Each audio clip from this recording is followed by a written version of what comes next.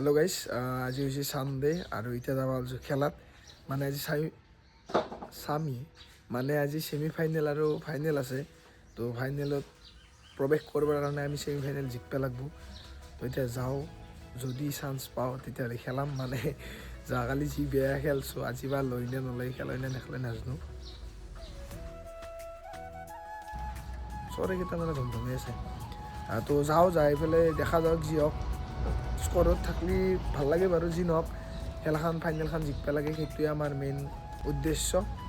বাকী এতিয়া ধুনীয়াকৈ ওলাই যাওঁ, ছেমি ফাইনেলখন জিকি ফাইনেল প্ৰৱেশ কৰিব চেষ্টা কৰোঁ আৰু ফাইনেল জিকিব চেষ্টা কৰোঁ। তো বলক দেখাম আপোনালোকক কি হয় খেলাখন। তো গাইছ আহি পালোঁ ফিল্ড আৰু খেলা ষ্টাৰ্ট হৈ গৈছে। আজি মই খেলা নাই বাৰু।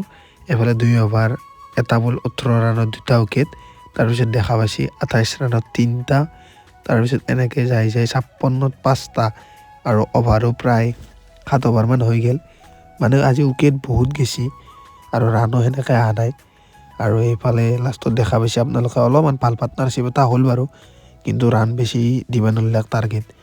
আৰু অৱশেষত 10 অভাৰৰ অন্তত 88 ৰান কৰিলে, মানে 89 টাৰ্গেট।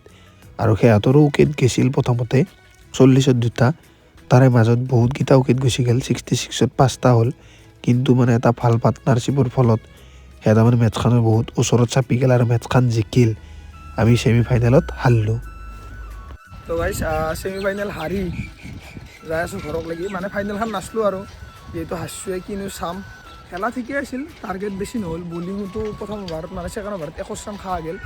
বাকী লাষ্টত কেচ দুটাও মিছ হ'ল। সেই নহয় আৰু, এটা প্লেয়াৰ দি মেটছ কেতিয়াও নাহাৰে, 11টা প্লেয়াৰে দি হাৰে।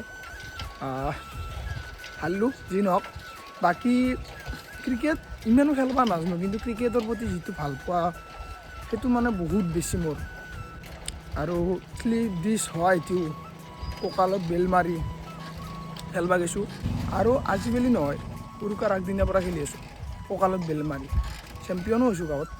সেয়াই আৰু, এই ভাল পোৱাটো সদায় থাকি যাব।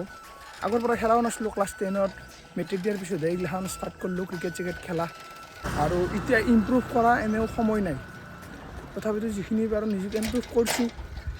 খেলাও খেলি যাই আছোঁ বেছি কৰি।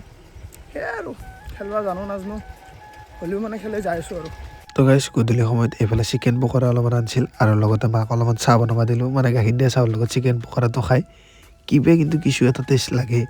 তো আজিৰ ভিডিঅ'টো ইয়াতে শেষ কৰোঁ। লগ পাম আৰু এটা নতুন মিনি ব্লগত। আজিৰ কাৰণে বাই বাই, টাটা গাইছ, টেক কেয়াৰ।